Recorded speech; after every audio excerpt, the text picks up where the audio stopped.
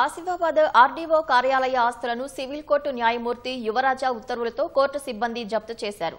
వాంకిడి మండలం బంబారా పరిధిలోని పెవుట గ్రామ శివారులో 2012లో చెరువు నిర్మాణం చేపట్టి కాల్వలను నిర్మించారు. చెరువు నిర్మాణంలో 13 మంది రైతులకు సంబంధించిన 70 ఎకరాల భూమిని సేకరించారు.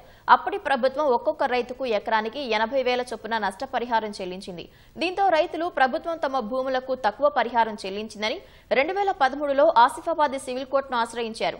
వాదోపవాదనలు విన్న కోర్టు బాధిత రైతులకు 2,24,58,133 రూపాయలు చెల్లించాలని 2020లో తీర్పు ఇచ్చింది.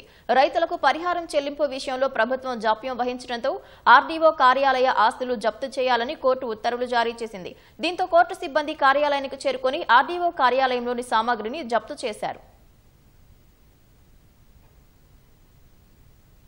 మా నాన్న పేరు మీద 4 ఎకరాల భూమి ఉంది. ఆ భూమి పోయి 12-13 సంవత్సరాలు అయింది.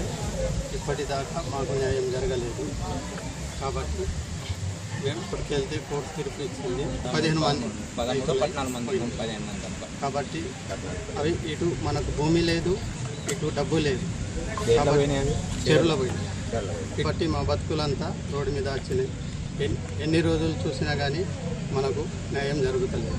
అయితే మాకు ఇచ్చింది ఫస్ట్ మేము లేదన్నా కానీ బలంతంగా ఇచ్చింది మాకు 80,000 సార్. దానివల్ల మేము కోర్టుకు వచ్చినాం. కోర్టుకు వచ్చే వరకు కోర్టు తీర్పు ఈడికి తెచ్చింది సార్.